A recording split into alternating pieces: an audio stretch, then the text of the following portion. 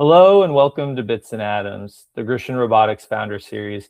I'm your host, Elias Can, and today I've got Nick Nedelchuk, co-founder and CEO of Localie, joining me. To get started, Nick, would you mind sharing a quick intro about you and Localie? Yeah, sure, Elias. It's an absolute pleasure to be here, and thank you for having me. So my name is Nick. I'm a co-founder of Localie, and Localie is a platform where travelers can find verified locals who can help them with every aspect of the trip.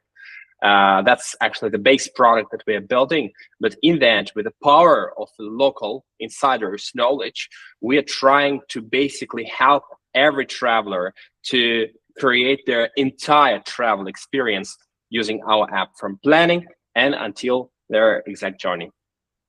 Amazing. And we'll definitely dive in a little more on the product side as well. Maybe taking a step back here, though, just to start and look a little bit more at you. What kind of personally motivated or inspired you to take the leap into being a founder? What's kind of your origin story there?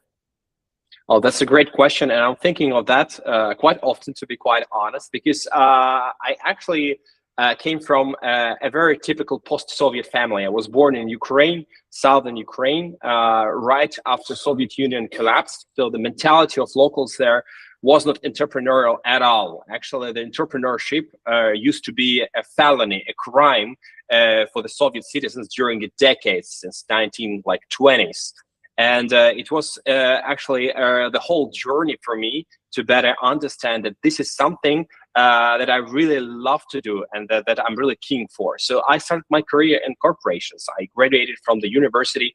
Well, I moved from Ukraine to Russia, so I lived in Moscow and St. Petersburg. I graduated from the university as a Bachelor of Computer Science, and then I started my career as IT project manager. I was working for international companies, and I was pretty lucky being in Russia in early 2010s. When a lot of international companies were investing in that market. And my first employer was Ford Motor Company, a fantastic company that I'm still thinking of. Well, probably was my best job when I was hired. We had a huge automotive plant factory close to St. Petersburg, where we were producing a new car every 90 minutes. So every 90 minutes, a new car comes out of conveyor.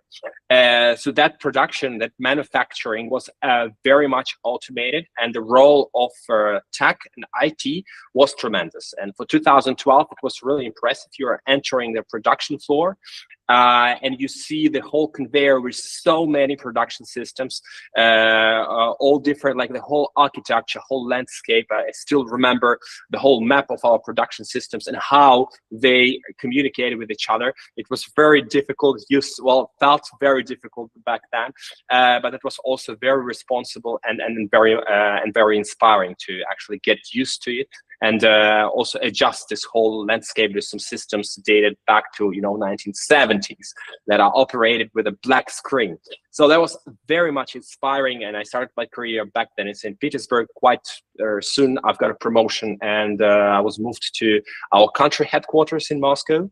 And then in 2014, when Russia annexed Crimea, the automotive industry got in a very bad shape over there. And Ford started, scaling back their production in Russia. So then I went back to the market and checked the other openings and opportunities, and then I found a job as an IT project manager at IKEA. So my second employer was IKEA, another tremendous international company. Both companies actually had their fantastic story with very inspiring founders who started actually innovating the huge industry, being all alone, having no money, having no influence, and being like absolutely not understood by the people around them. So they had to do a huge effort before the company started, emerging.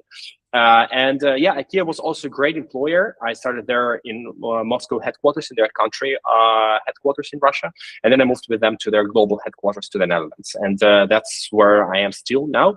But both companies and also my attempts to better understand who am I and what I am up to do, what are the things that are really driving me.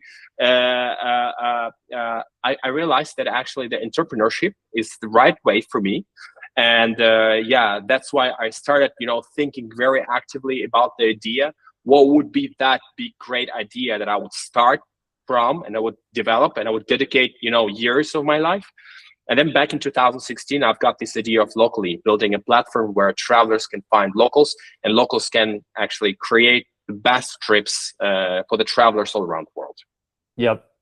Amazing. And yeah, I think having some of that early experience at these like very well regarded institutions was probably a great learning experience for you early on. And like you said, kind of helped like inspire, seeing their history as well, inspire you to a degree and coming across an idea that really interests you. Maybe to drill in a little bit more there, was there like a aha moment or something that you had experienced personally with travel that made you say, this kind of matching with a local person for consumer travel was like this great idea to work on?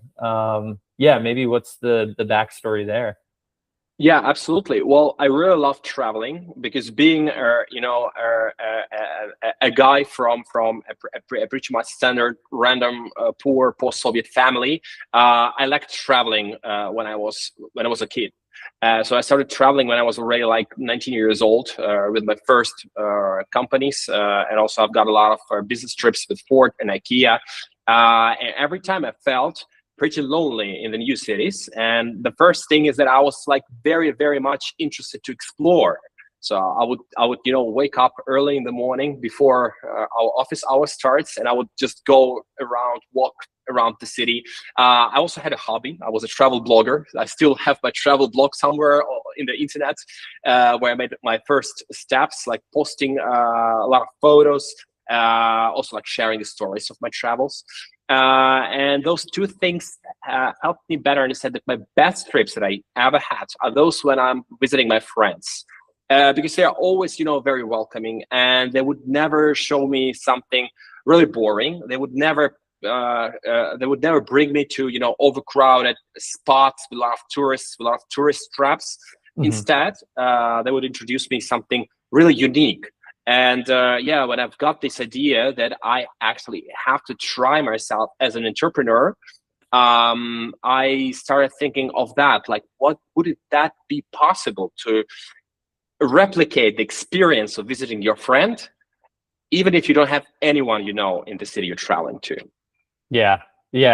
I mean, I think it's such a good idea because, like you said, you can kind of go on maybe some of these like listicles or like public spaces to see stuff to do, but even then, like if you're just traveling solo, there might be a lot of stuff that you can or don't want to do by yourself, or like unsure actually like how good of an experience it is. Is it worth it? Is it worth the time?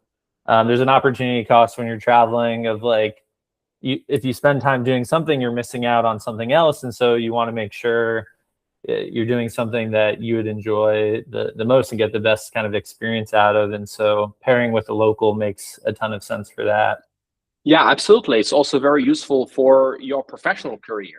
For example, my first travels were when I was just a young, like trainee, and then I've got my first job, and I actually wanted to learn. And like with Localie, how we created the platform.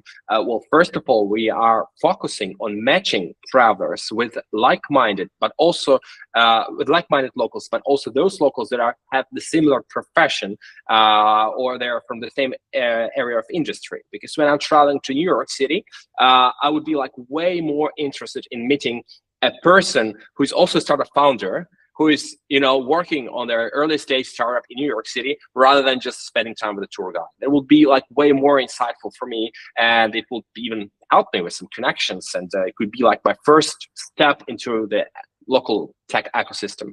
Yeah, for sure. And that's a good point. And it gives you something, immediately similar or like some kind of shared interest with the local person as well.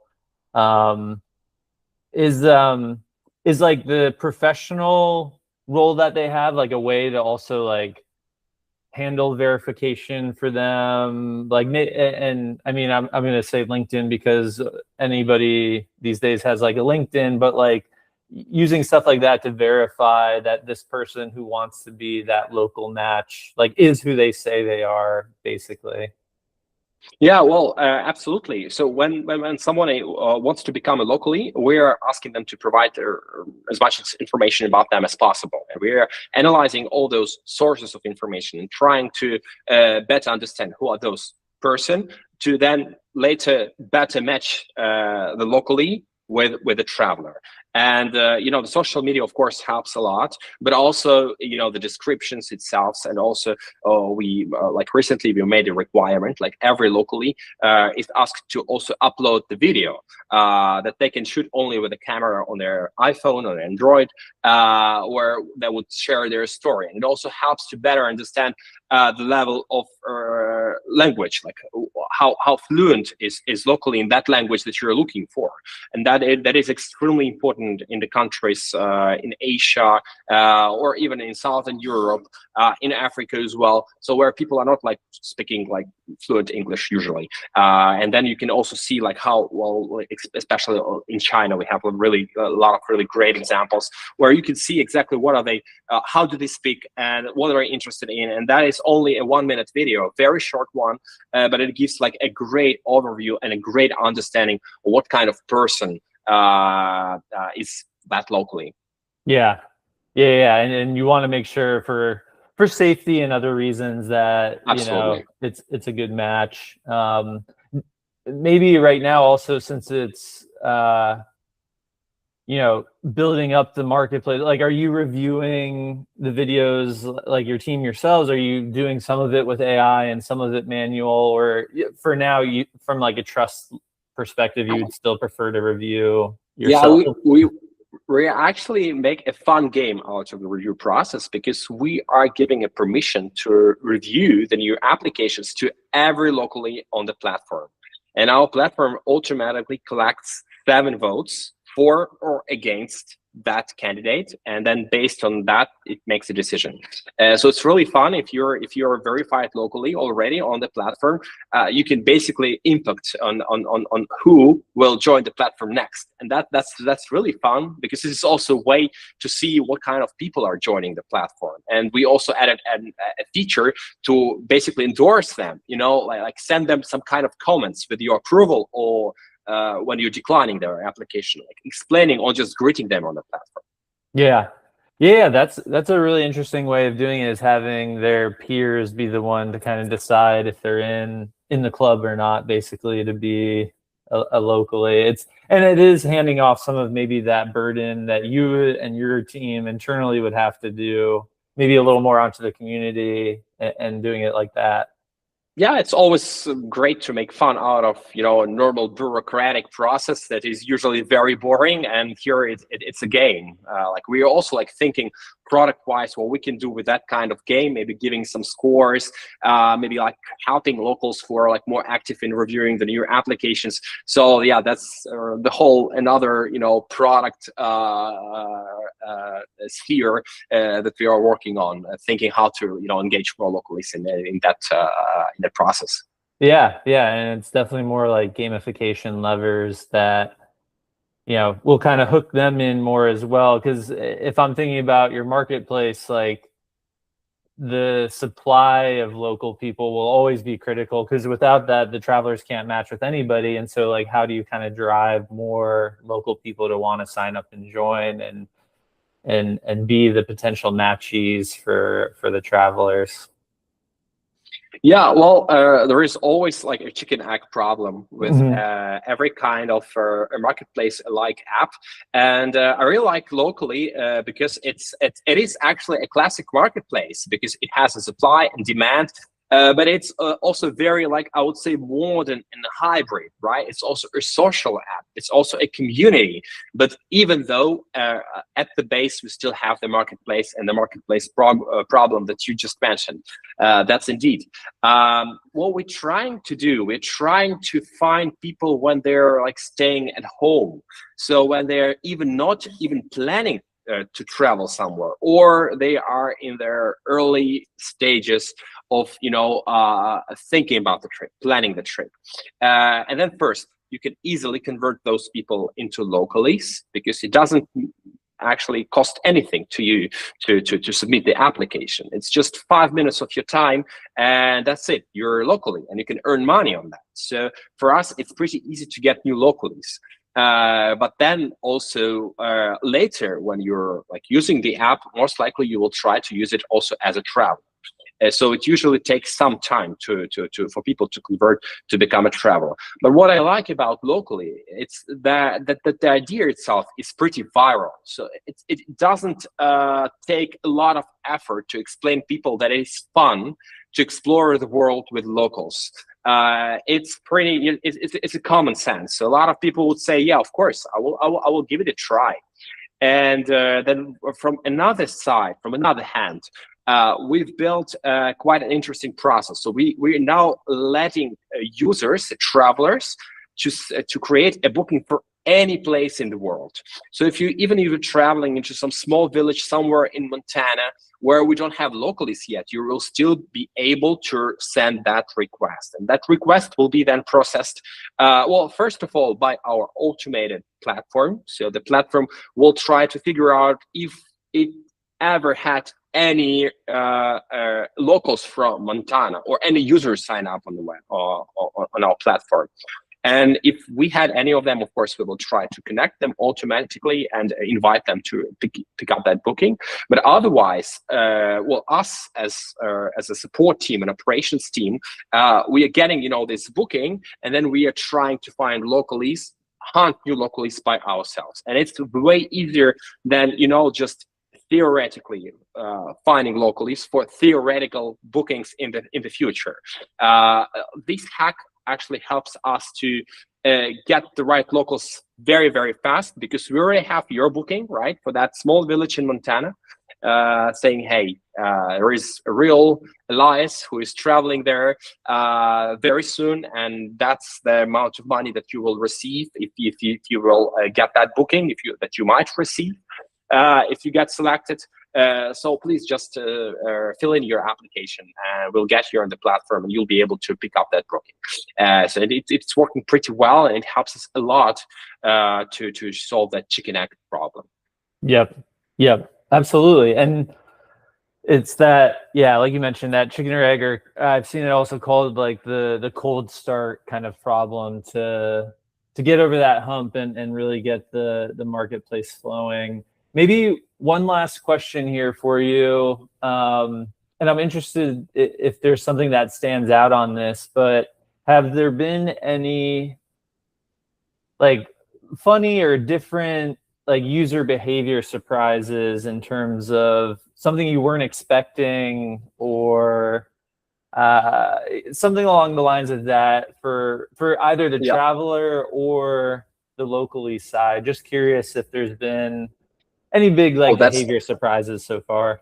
Yeah, that's a great question. And indeed, we are having this unusual behavior, and we actually even adapt our entire platform to let users behave unusually, basically just to better understand what are their real needs and how would they like to use our app. So for example, recently we've got a booking from a lady.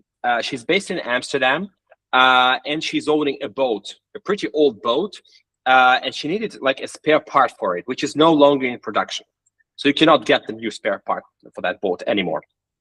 So what she did, she asked ChatGPT to make a research and find her a second-hand spare part on this on the marketplaces all over Europe. And she found one in Norway, in a small village. The fisherman in a small village, like 1 hour drive away from Oslo, he was selling that spare part. So what she did after that, she actually raised a booking on Localie for all Localies in Oslo, asking if they can go to that small village, get that spare part, and ship it over to her to Amsterdam with DHL. And and the Localie got a $200 award for that, which was really unusual and very interesting. And this is how we realized, okay, well, probably we're way more than just travel, right? So people can also solve different projects and problems that they have when they need some, boots on the ground in the place where they don't live. And yeah, who knows? We are still investigating and working with our users. Maybe it will happen more often. Yeah. Wow. That's a good example. I like that one a lot. And kudos to the lady who wanted to find that part, because I think her deciding to use Localie in that way was very creative on her side as well. I'm sure. Yeah. Interesting that's kind of how she went about it. Yeah, indeed. When we saw that booking, I personally decided to just contact her right away, asking why, and why did you decide to do that way? Why did you decide to use Localie in that way? And yeah, it was really curious to learn about her logic behind that project. Yeah, absolutely. That's a fun one. I want to thank you, Nick, for joining me today on Bits and Atoms. It was great to have you. Lovely conversation. I'll let you get back to building, and thanks again for joining. Sure, it was a pleasure. Thank you very much, Elias.